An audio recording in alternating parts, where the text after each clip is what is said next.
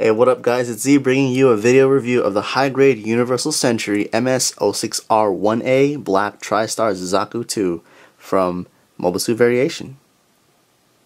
I bet you guys haven't heard that in a long time, right?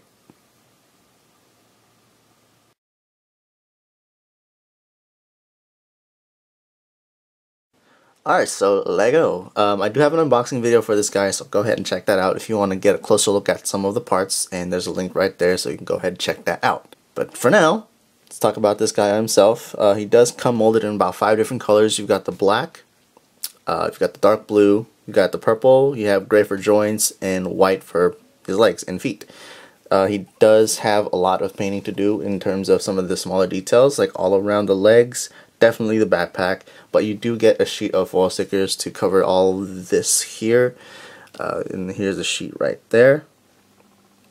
So you got all the white, you got red on the backpack right there, and you also have the mono eye, which I didn't put on there, but it is easy to paint. Yeah, right there, as you can see, the piece is actually lifted up, so if you wanted to paint that a different color, you can go ahead and do that. Now, I didn't put the sticker on there, and pretty much the rest of his body I didn't put any stickers on there, but for his eye especially, because I wanted to paint that main area black and then paint the eye a different color, which I will do later on. And I'm going to paint the rest of this guy up a little bit better once I get those paints and once I get all that done, and expect to see some of that later on in other videos. Aside from the foil stickers, he does have these clear marking stickers, just 02, 03, 06. You've got the black TriStar symbols and all these other like master grade type markings, which is really nice. That's real good. I'm gonna add those on as well later on when I'm done painting this guy up.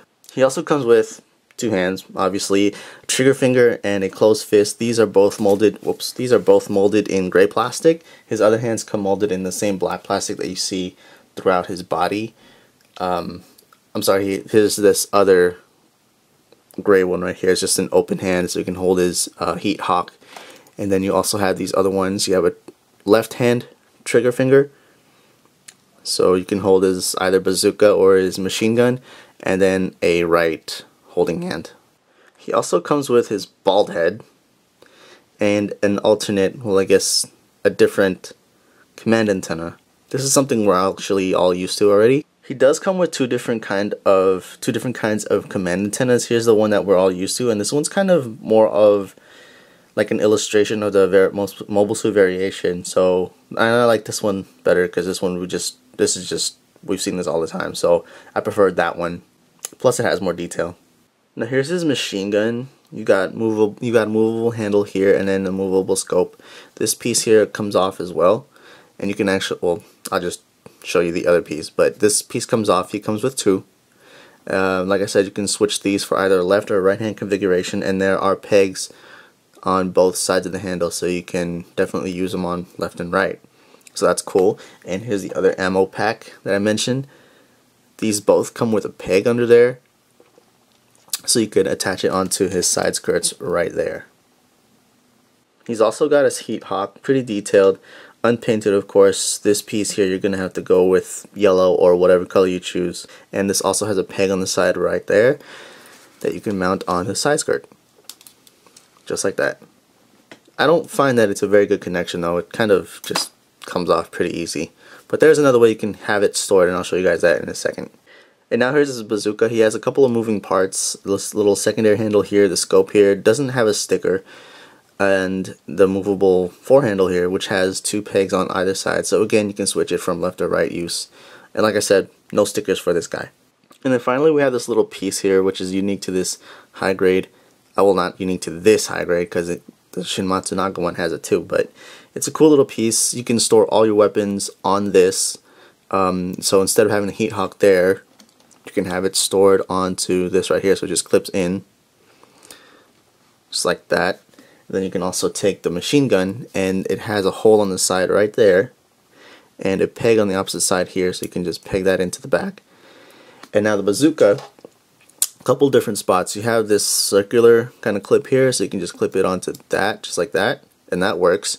Or there's a peg hole right up here and a fat peg right there, so you can just plug it in like that. So a couple different ways. And then how this goes onto the shield is it just slots in, so you just slide it up. Well, granted, things aren't in the way, but you just slide it up, and there you go. So he's got all the weapons on his right hand, or his right arm, on that shield, and he looks pretty badass. Okay, so now that his accessories are out of the way, let's talk about his articulation. Pretty decent articulation. You have a ball joint here, so you get your basic rotation, up, down. Not so much up, but the head goes forward. Little bit of wiggle, some left and right. The eye is movable, and all you have to do really is just pop the head off. Yeah, pop the head off, and you have a little piece there where you can use to adjust the little mono eye. I do find that the command antennas kind of pop off a little too easily, so just glue that in. If you decide on which one you want to keep there, just glue it in there. But they do come off a little too easily. For the body, you've got slight rotation, not too much. You've got some back, forward, some side-to-side give. You have that type of joint for the shoulders, so you can go swing left and, not swing left and right, but swing backwards and forwards. It's a ball joint right there at the shoulder. This piece is separate. Arms can move up about that far. With that on, not so much, so just do that. Bicep swivel, elbow bend, pretty decent elbow bend, and ball jointed wrist. And these wrists do come off, or the hands rather, they just come off like a little too easily. Maybe it's just probably my fault, but for the hands that I pop into the left arm, they come off just a little easily. But again, that could be my fault. Front skirts go up about that far. Side skirts, not so much. Back skirt is just stuck there. The legs are nice though. You got some outward movement. Back, not so much. You do have a swivel at the thigh, but not so much because of just how the leg is designed. He's got some pretty thick thighs.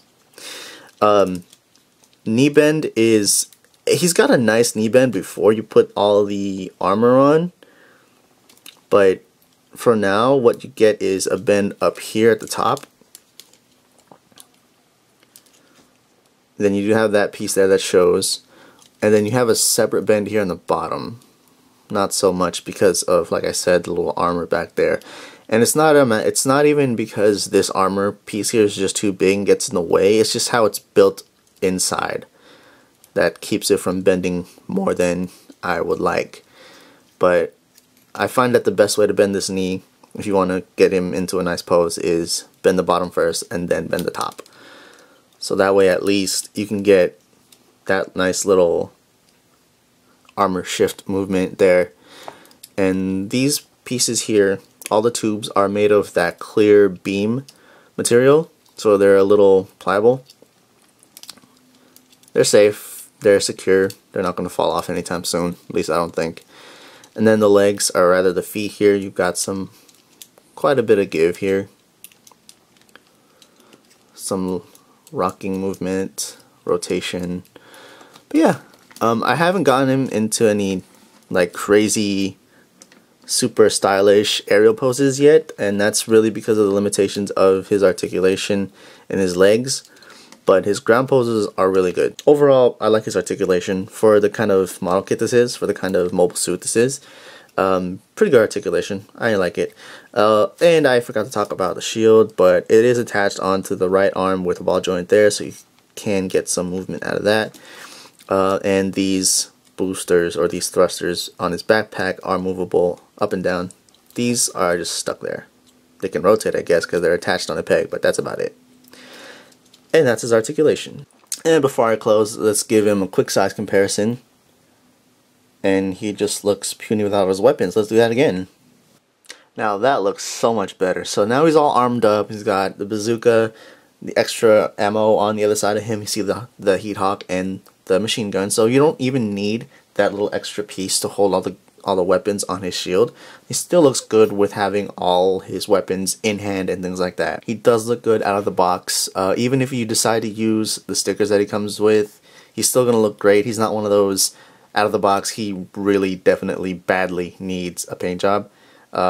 Unlike some other kits that Bandai has come out with very recently, Rose and Zulu. But yeah, he still looks great. He could benefit from some panel lining, but even still, it's very minimal panel lining. Really, the only things that you need to add on if you want to paint are the details on his high mobility type legs, and definitely that backpack. But yeah, as far as I feel about this model kit, this is my first Zaku. It's a great build, and that is definitely one of the problems with this model kit that I have. And one of the only problems really is things falling off, like the command antenna and this guy falling off. Probably could fix that if I shaved off this little piece, if the camera would focus. But there's just some excess plastic, like right there. If I could shave that off, maybe it could hold in a little bit better. But still, out of the box, something that is going to be a problem for most builders, basic lazy builders like I am. One other thing that I really want to point out too, and this is on both forearms, but you can see there's a really ugly seam line down there, so look out for that. Yeah, aside from all that, the only problems I see about this kit are things that can easily be fixed even by a beginner modeler. So things falling off is basically the only problems, like the wrist, but again, though, that could be partially my fault.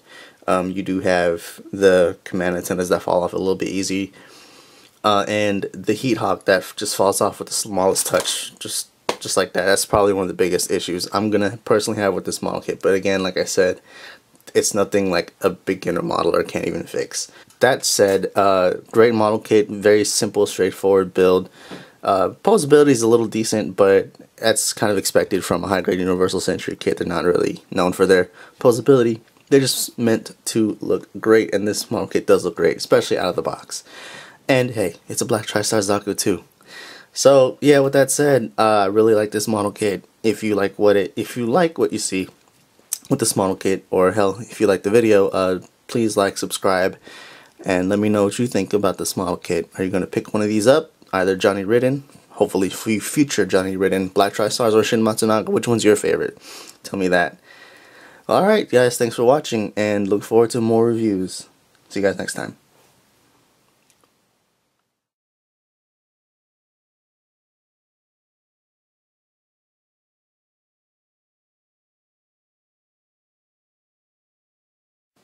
Well, now that the old Black TriStar crew is gone, I guess I can get my crew and start up a whole new Black TriStars.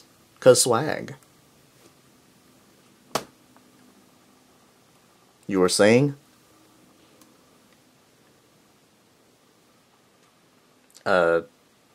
What?